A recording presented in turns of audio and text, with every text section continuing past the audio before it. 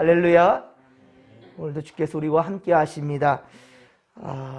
오늘 특별히 이 지금 은산 우리 지역에 전기가 나가는 바람에 지금 많이 춥습니다. 보일러도 돌지 못하고 또 반죽이나 여러 가지 지금 등불도 잊지 못한 상태에서지만 우리는 하나님께 예배하는 것을 멈출 수가 없기에 이 시간 우리는 하나님의 말씀을 또 그 말씀 앞에 우리는 겸손히 서기를 원합니다. 자, 하나님은 출애굽기 25장 전반부에서 성소를 짓는 데 필요한 예물들과 그리고 증거궤 곧 법궤를 만드는 이 방법에 대해서 말씀하셨는데요. 오늘 우리 이제 출애굽기 25장 후반부인 23에서 40절까지는 진설병, 즉 떡을 두는 상과 등잔대와 기구들을 만들 양식에 대해서 말씀하십니다. 법궤를 만들 때 조각목, 즉 아카시아 나무라고 그랬죠. 조각목, 아카시아 나무를 택하게 하셨듯이 자, 오늘 보면 23절에 보면 진설병을 두는 자, 이 상 역시 조각목으로 만들라라고 말씀합니다. 그리고 법궤와 마찬가지로 진설병을 두는 상 역시 순금으로 싸고 그 주위에 그 금태를 둘러라고 말씀하죠. 그래서 진설병을 두는 상 역시 증거궤 곧 법궤처럼 귀한 존재로 사용하시겠다라고 주님 말씀하십니다. 금으로 쌌다라는 것은 그렇습니다. 그 안에 그 재료가 무엇이 됐든지 상관이 없습니다.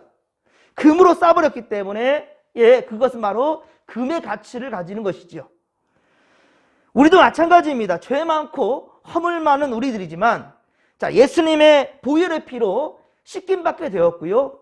그리고 속죄소, 곧 시은소, 법궤 바로 뚜껑이 바로 속죄소라고 그랬죠. 시은소. 그렇습니다. 이 시은소로 덮어주시니 자, 우리는 바로 예수님 짜리가 되는 겁니다. 세상의 모든 것들은 그 가치에 맞게끔 금액이 정해지잖아요. 우리는 예수님의 피값이라는 거예요. 예수님 짜리라는 거예요. 그렇게 존귀하게 주님은 우리를 그렇게 받으셨습니다. 여러분, 진설병이라 하면 이게 한자이기 때문에 이 진설병이 대체 뭘까라고 궁금해하시는 성도님들도 있을 텐데요. 한자로 풀어본다면 늘어놓을 진, 베풀설, 그리고 진설, 병, 떡병자예요. 그러니까 성소, 즉 상위에 성소 안에 있는 그 상 위에 항상 차려놓은 바로 떡을 바로 진설병이다라고 말합니다. 자, 그래서 30절에 보면 상 위에 진설병을 두어 항상 내 앞에 있게 할지니라 라고 말씀하고 있는 거예요. 레위기 24장 8에서 9절에 보면 이렇게 차려놓은 떡은 일주일에 한 번씩 새 것으로 교체했습니다. 그러니까 그 떡은 일주일 동안 그렇게 하나님 성소 안에 두었다라는 거예요. 이 떡은 오직 근데 제사장들만 먹을 수만 있는 떡이라는 거죠. 그래서 이 진설병은 지금도 성미와 같습니다. 성미와. 성도들은 이 주일에 한 가정마다 각 가정마다 모두 이렇게 성미를 모아서 성미통에 담아드리죠. 그러면 그것을 일주일간 목회자는 손대지 않습니다. 그대로 성전에 둡니다. 그리고 이것은 과거 제사장들처럼 목회자들의 식량이 되는 거예요. 그래서 저는 우리 진목회 성도들도 각 가정들마다 이렇게 성미를 했으면 좋겠다라고 그렇게 말씀을 드리는 겁니다. 그러면 그 가정이 잘 되는 거예요. 그리고 가정의 모든 기도의 제목들이 바로 목회자의 살아가는데 숨쉬고 살아가는 모든 상황 가운데에서 그것은 기도의 제목이 되는 것입니다. 여러분, 사르밧가부가 마지막 남은 식량을 자식과 함께 먹고 죽으려고 이제 이거 먹고 죽자 한 줌밖에 되지 않는 것 자, 이것을 먹고 죽으려고 하는데 그때 엘리야가 찾아오죠. 그리고 참 어찌 이렇게 할 수 있을까 싶을 정도로 그것을 자신에게 달라고 합니다. 이때 사르밧가부는 그것을 그 엘리야 선지자에게 바치지요. 그때 어떤 역사가 일어났습니까? 그 가정에 통의 가루가 떨어지지 않았어요. 통의 가루가 떨어지지 않았고 병의 기름이 없어지지 않았다. 그러니까 식량이 이제 한 줌 먹고 죽을 것이었는데 그것이 그 가정에 큰 힘이 되었다는 것입니다. 이것이 바로 열왕기상 17장에 기록되어져 있습니다. 이 같은 복이 우리 진목계 성도들에게도 그 가정마다 임하기를 주님의 간절히 축원합니다. 자, 25절에 보면 진설병, 자, 이 진설병 상은 그 주위에 손바닥만한 턱이 있습니다. 예? 손바닥만한 넓이만한 턱이 있게 되는데, 이 턱이 있어서 상위에 있는 그 진설병이 땅에 떨어지는 것을 그렇게 방지하게 했죠. 상에는 또한 금고리 4개를 달았습니다. 금고리 4개를 달아서 그 금고리에 채를 끼워서 이렇게 움직일 수 있도록, 운반할 수 있도록 하였습니다. 여러분, 성도가 가는 곳에는 항상 말씀의 상이 이동한다라는 거예요. 참, 과거에는 참 이것이 쉬운 문제가 아니었지만, 지금은 여러분 누구든지 이 스마트폰, 이 스마트 똑똑한 핸드폰 시대가 되어서 다 핸드폰에 하나님 말씀을 담을 수가 있어요. 어디를 가든지 함께 할 수 있다는 말입니다. 예, 언제 어디서나 하나님 말씀은 성도들의 양식이 될 수 있다는 거죠. 레위기 24장 5에서 6절, 레위기 24장 5에서 6절에 보면 진설병은 6개씩 2줄, 떡을 6개씩 2줄로 쌓아 올렸어요. 그래서 그것이 바로 12개를 만듭니다. 바로 12개가 이스라엘의 12지파를 상징하는 거예요.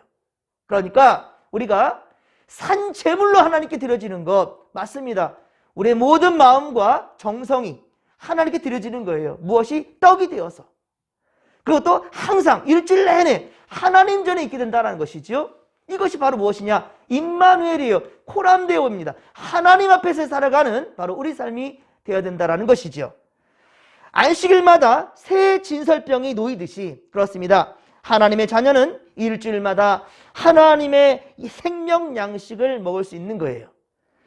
그러므로 특별히 주일 성수는, 자, 항상 우리가 코람데오 하나님 앞에 살아가지만 그 중에서도 특별히 주일 성수는 하나님의 은혜를 찬양하고 말씀을 듣고 새 일주일을 또 우리가 살아가고자 믿음으로 드리는 것이지요.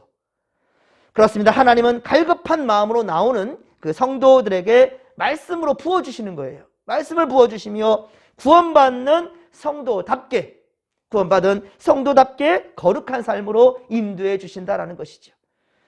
30일에서 40절, 오늘 보면 30일에서 마지막 40절까지 보면 하나님은 순금으로 이 등잔대를 만들라라고 지시하십니다. 등잔대 밑판이 있고 그리고 줄기와 잔, 꽃받침과 그리고 꽃이 한 덩이로 이렇게 연결되게끔 이렇게 형태입니다. 가운데에는요 줄기가 있고 양쪽에 3개의 가지가 뻗어나와 있습니다.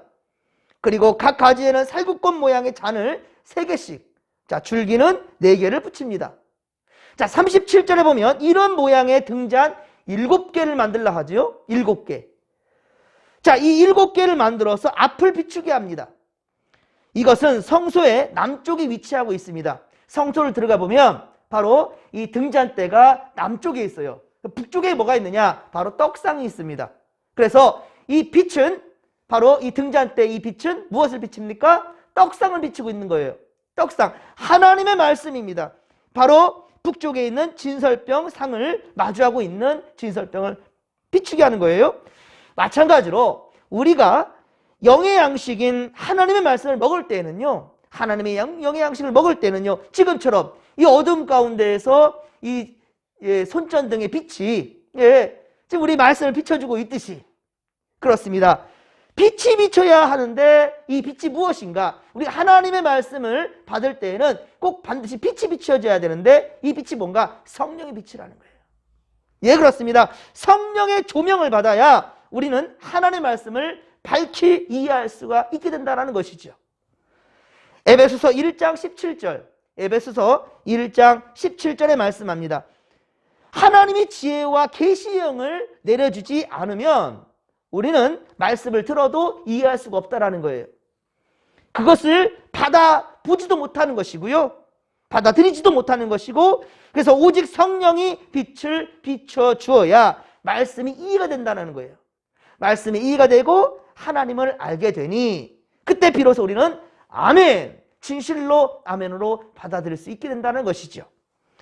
등잔대가 7개다. 자, 등잔대가 7개다라는 것은 바로 7, 완전한 숫자를 의미합니다. 그렇습니다. 완전하고 충만한 빛이 바로 성소를 비치고 있다는 거예요. 등잔 때 이 7개의 빛이 성소를 비추고 있고 특별히 떡상을 비추고 있습니다. 생명의 양식이 되는 하나님의 말씀전을 비추고 있다는 겁니다.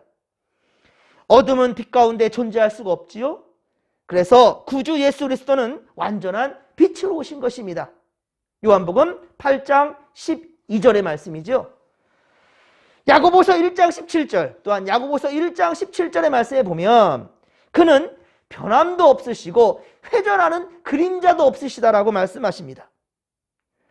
그렇습니다. 즉 빛으로 오신 예수님이 계신 곳에는 어두움이 발을 붙일 수가 없다라는 거예요. 빛이 오면 어두움은 물러갈 수밖에 없어요. 예수 그리스도를 구주로 믿는 우리 그리스도인들 또한 역시 주님은 빛이라고 하십니다.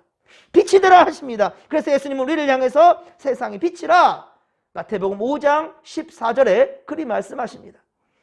그러므로 우리는 성령님이 비춰주시는 생명의 양식을 먹고 성령님이 비춰주시는 생명의 양식 곧 하나님의 말씀을 제대로 먹고 이 세상에서 예수 그리스도의 빛을 발해야 할 것입니다.